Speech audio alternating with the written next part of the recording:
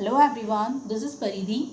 In today's video, we are going to discuss the poem that is Autumn.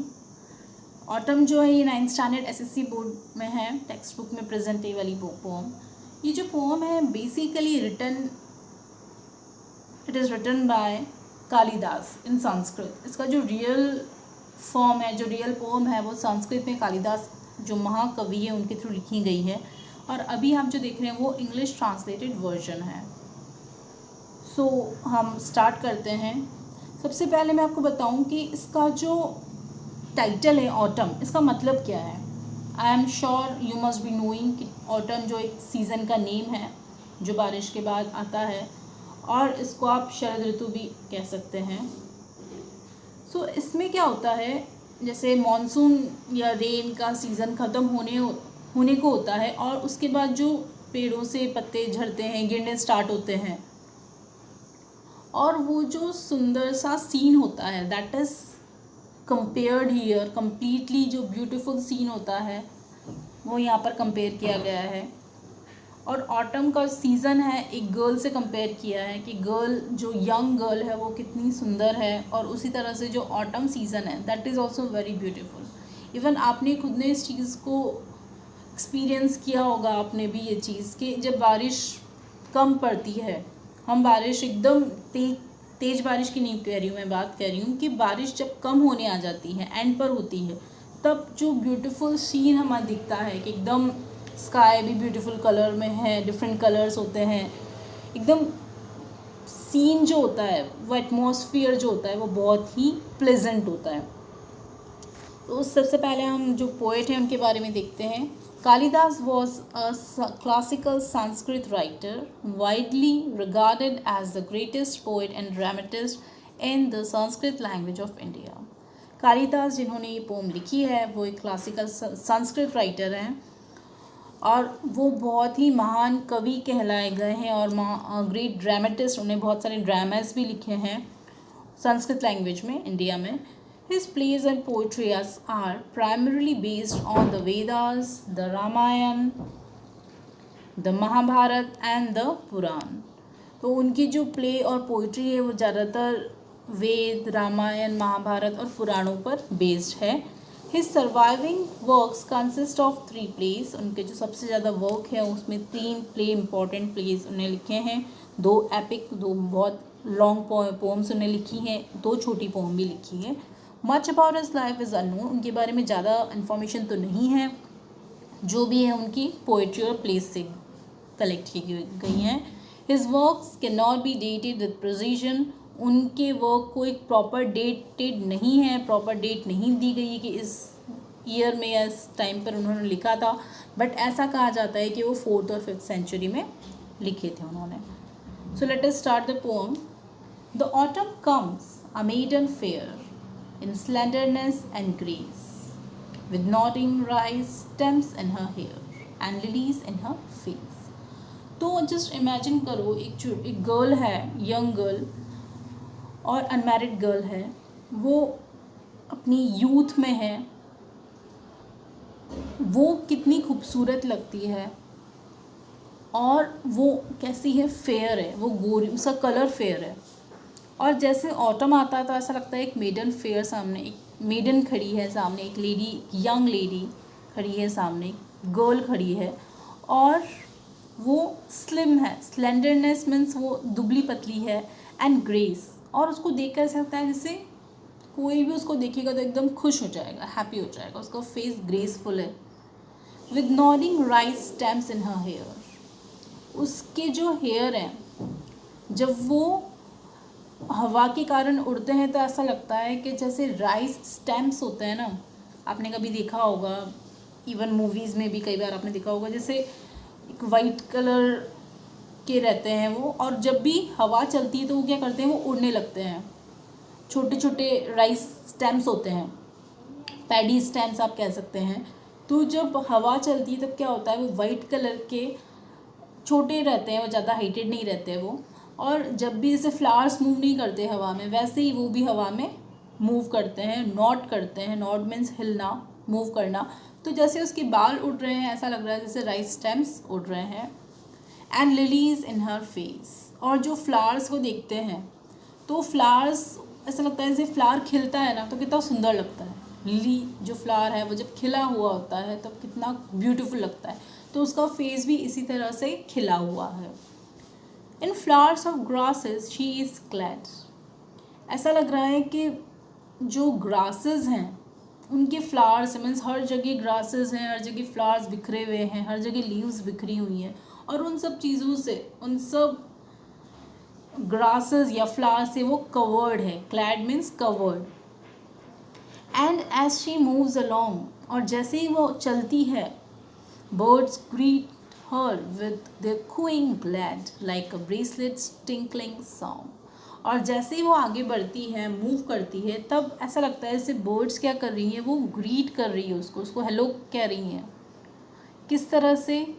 उनकी cooing वे में। जैसे हम जानते हैं कि जो बर्ड्स होते हैं उनका जो साउंड होता है वो कितना ब्यूटीफुल होता है, एकदम क्विंग क्यूट सा साउंड होता है उनका।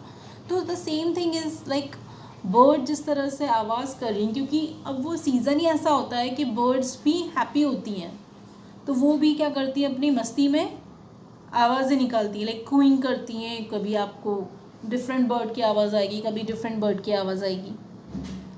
तो यहाँ पर वही बर्ड्स अपने मस्ती में है, वो अपनी साउंड आवाज़ निकाल रही हैं वो, और उस आवाज़ को सुन के ऐसा लग रहा है जैसे कि उस मेडन का जो ब्रेसलेट है, जो उसने वियर कर रखा है, ब्रेसलेट हाथ में पहन सकती है, कई बार आप एंकलेट्स होती है, पायल होती है, तो ऐसा लग रहा है कि वो जो ब्रेसलेट है उसका एक टिंकलिंग सॉन्ग, टिंकलिंग मीन्स जब आप किसी चीज़ को रिंग करते हैं, लाइक पायल को अगर आप हिलाएंगे ना, मूव करेंगे तो छन छन की आवाज़ आएगी, तो टिंकलिंग होती है। ब्रेसलेट्स अगर उसमें कुछ अच्छे मोती या कुछ लगे हुए हैं और उसको आप जैसे मूव करेंगे तो क्या होगा, आवाज़ आएगी टिंकलिंग की। जैसे आपकी ये बेल्स होती हैं, तो बेल्स को भी अगर आप थोड़ा सा मूव करेंगे तो आपको आवाज़ आती है। तो ऐसा लग रहा है कि वो जो आवाज़ जो एक्चुअल में बर्ड्स की जो वॉइस है, जो बर्ड्स का साउंड है, वो ऐसा प्रिटेंड हो रहा है जैसे कि ब्रेसलेट का टिंकलिंग सॉन्ग हो। दैट मीन्स ब्रेसलेट का जो टिंकलिंग वॉइस है उसको बर्ड्स की वॉइस से कंपेयर किया है यहाँ पर। So in first stanza, I hope this is clear, whatever is given over here वो क्लियर है आपको कि ऑटम को मेडन से कंपेयर किया गया है। मेड जो फेयर है, जो स्लेंडर है, जो ग्रेसफुल है, जिसके हेयर को राइस स्टेम से कंपेयर किया है, और ऐसा लग रहा है उसका फेस जो है उसमें लिलीज की तरह वो खिला हुआ है। देन फ्लावर्स जो है वो ग्रासेस मीन्स ग्रास या फ्लावर्स लीव्स, वो पूरी तरह वो मेड उससे कम्प्लीटली कवर्ड है। और जैसे ही वो चलती है तो बर्ड्स क्या करती हैं, उनकी क्विंग वॉइस निकालती हैं और ऐसा लगता है जैसे उसका ब्रेसलेट टिंकलिंग सॉन्ग या टिंकलिंग साउंड प्रेजेंट कर रहा हो। So your first question is how autumn is compared with a maiden in this poem. Autumn को किस तरह से मेडन से कंपेयर किया गया है, that is your first question. How autumn is compared with the maiden in this poem autumn. Next आपका आता है a diadem adorns the night. Diadem means एक क्राउन, जो आप कह सकते हैं कि क्राउन होता है ना जो सिर पर पहनते हैं हम, मुकुट, क्राउन। तो क्राउन है a diadem adorns the night of multitudinous stars. Multitudinous means होता है खूब सारे, जैसे हम जानते हैं ना स्टार्स तो बहुत सारे होते हैं, इन्यूमरेबल होते हैं। तो ऐसा लग रहा है कि जो मुकुट है, जो एक तरीके से जो क्राउन है, वो क्राउन किसका है, स्टार्स का क्राउन है। ऐसा लग रहा है रात ने एक स्टार का क्राउन पहन रखा है, काफ़ी सारे स्टार्स का एक मुकुट पहन रखा है। हर सिल्कन रोब इज़ वाइट मूनलाइट। अब वो जो मेड है उसका जो उसने जो वेयर कर रखा है, रोब मीन्स एक गाउन टाइप आप कह सकते हैं, तो वो सिल्क का है और ऐसा लग रहा है कि वो वाइट है। मूनलाइट मीन्स जो मूनलाइट है वो ऑब्वियसली वाइट होती है, राइट। सो वाइट मूनलाइट ऐसे लग रही है जैसे कि उसने एक सिल्कन रोब वियर कर रखा हो। Set free from cloudy bars. Cloudy bars means patches, तो ऐसा लग रहा है कि उस जैसे हम डिज़ाइन होती है ना, तो अलग अलग डिज़ाइंस होती हैं क्लोथ पर, राइट। कुछ भी आप गारमेंट्स परचेस करते हो तो उस पर डिज़ाइंस होती हैं, तो सेम थिंग ऐसा लग रहा है कि उसकी जो रोब है उस पर भी क्लाउडी पैचेस हैं, डिज़ाइंस हैं। पैच मीन्स आप कह सकते हैं निशान है, मार्क है, design. And on her face the radiant moon bewitching smiles are shown. और उसके फेस पर जैसे मून चमकता है ना, चांद की जो चमक होती है, जो उसकी रात की रोशनी होती है, मूनलाइट होती है, वो जैसे चमकती है, उसी तरह से उसका फेस भी डिलाइटफुल है। और उसकी जो स्माइल्स हैं वो ऐसा लग रहा है जैसे वो चमक रही हैं। चमक इन द सेंस लिटरली वो कोई ऐसे चमचमा नहीं रही है, बट वो कंपेयर किया है कि वो जिस तरह से हंस रही है, जो उसकी स्माइल है वो इतनी डिलाइटफुल है, इतनी सुंदर है, इतनी अच्छी है कि वो ऐसा लग रहा है जैसे चांद चमक रहा हो।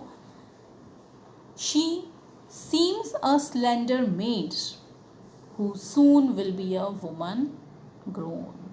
वो ऐसा लगता है जो एक अभी तो वो क्या है, डेलिकेट सी लड़की है, बट बहुत जल्दी वो एक वुमन बन जाएगी। दैट मीन्स एज पास होगी, उसकी मैरिज होगी, वो अपनी आगे की एज में जाएगी, राइट। अभी वो यंग है, थोड़े टाइम बाद वो वुमन बन जाएगी। अभी तो वो क्या है, एकदम यूथ, उसकी एज यूथ में है, और थोड़े टाइम बाद वो क्या हो जाएगी, एक ग्रोन लेडी बन जाएगी। So this is what comparison of autumn, the season of autumn. Like autumn भी अभी तो क्या है, अभी ये सीज़न है, थोड़े टाइम बाद दूसरा सीज़न आ जाएगा, राइट। सो जिस तरह से सीज़न चेंज होते हैं वैसे ही हमारी जो लाइफ है, ह्यूमन की लाइफ, वो भी क्या होती है, चेंज होती जाती है। 1 बाय 1 लेवल आता है। कभी आप छोटे बच्चे होते हैं, फिर आप बड़े होते हैं, फिर आप और बड़े होते हैं, एक टाइम आता है कि हम लास्ट स्टेज में एकदम बूढ़े हो जाते हैं। तो उसी तरह से सीजन्स भी अपने आप को चेंज करते रहते हैं। So this is what the poet meant here कि ऑटम जो सीज़न है वो कितना ब्यूटीफुल होता है। और ऑटम के बाद का सीज़न भी बताया है कि ऑटम का नेक्स्ट लेवल भी होता है। ऑब्वियसली हम जानते हैं होता है, ऑटम के बाद दूसरा सीज़न आता है, right. So this is what the comparison of autumn is done over here with that of a lady, a young lady, a young unmarried girl. So I hope ये जो पोम है ये clear होगी आपको। In case of any doubt you can ask me. Your second question is the most important. You have to write the summary of this poem. इस poem का आपको summary लिखनी है, और इसमें जो figures of speech यूज़ किए गए हैं, आपको 2 figures of speech mention करने हैं यहाँ पे। Any 2 figures of speech you have to mention from this poem, and you have to write the summary of the poem. Okay then, take care, stay safe.